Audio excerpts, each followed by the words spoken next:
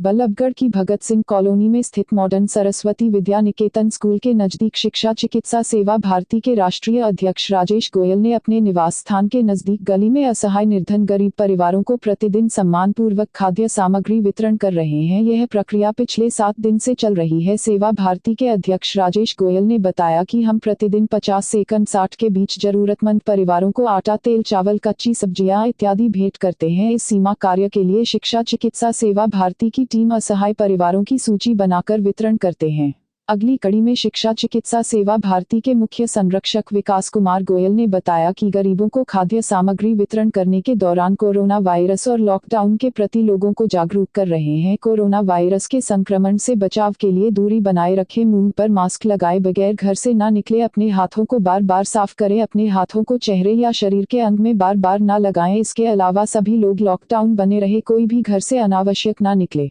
इसके अलावा मुख्य रूप से हम जरूरतमंदों को यही आश्वस्त कर रहे हैं कि किसी तरह डरने या घबराने की जरूरत नहीं है। जरूरतमंदों के लिए सरकार द्वारा क्षेत्रीय प्रशासन और सामाजिक संस्थाएं, उद्योगपति, साधन संपन्न परिवार और कुछ लोग आपस में सहपाठी मिलकर जरूरतमंदों की सहायता कर रहे हैं, भविष्य में भी मदद करते रहेंगे।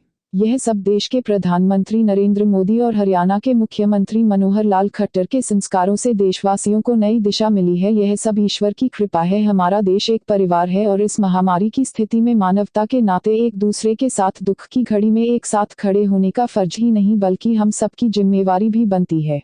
सेवा भारती के संरक्षक विकास कुमार गोयल ने कहा कि सब एक परिवार के सदस्यों की भांति हैं, यानी हम हिंदुस्तानी हैं। इस आपात स्थिति में किसी का कोई गिला शिकवा नहीं रहता। यह भारत देश के सभी परिवार एक कुटुंब है, तभी तो हम एक दूसरे के साथ खड़े हैं। इस अवसर पर मुख्य रूप से सेवा भारती के राष्ट्रीय अध्यक्ष राजेश गोयल व संरक्षक विकास कुमार गोयल के अलावा राजेंद्र प्रसाद, लोकेंद्र सिंह चौधरी, विनय कुमार, महेंद्र पाल सिंह, राजेश चावला अन्य सदस्य शामिल थे।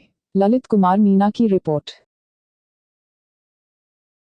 मुख्य उद्देश्य यह है कि जो हमारे देश में इस समय कोविड-19 कोरोना वायरस फैला हुआ है, उससे क्या है कि बेरोज़गारी बढ़ी है तो लोगों के पास खाने के लिए पैसा नहीं है, वो इधर उधर ना भटके। अगर वो ज़्यादा भटकेंगे तो उनसे इस बीमारी को फैलने का डर ज़्यादा रहेगा। जैसे हम अपने परिवार में अपने बच्चों को, अपने भाइयों को भूखा नहीं दे सकते, तो जो पड़ोस में रह रहे हैं, भूखे लोग हैं, परेशान हैं, तो उनको भी हम अपने बच्चों की तरह, अपने परिवार की तरह ही ट्रीट करेंगे, तो उसी में देश की भलाई है।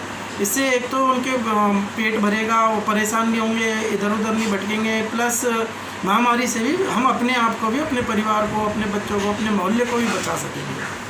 मुख्य उद्देश्य यही है। इसी वजह से जो मुमकिन हो सकती है वो हम सेवा कर रहे हैं और आगे करते रहेंगे। ये परिवार लेने के लिए, जो सामान लेने के लिए आप आते हैं, आप मदद कर रहे हैं, तो आप जागरूकता के रूप में क्या संदेश दे रहे हैं उनके? आप जागरूकता के रूप में यही संदेश दे रहे हैं कि जो सरकार ने नियम बताए हैं उन सभी नियमों को पालन करें, मास्क लगाएं, सैनिटाइज करें और मतलब एक दूसरे से कम 5 फुट की दूरी बना के रखें, जिससे कम से महामारी से हम अच्छे से तरह फाइट कर सकें, लड़ सकें, इसे रोकथाम कर सकें।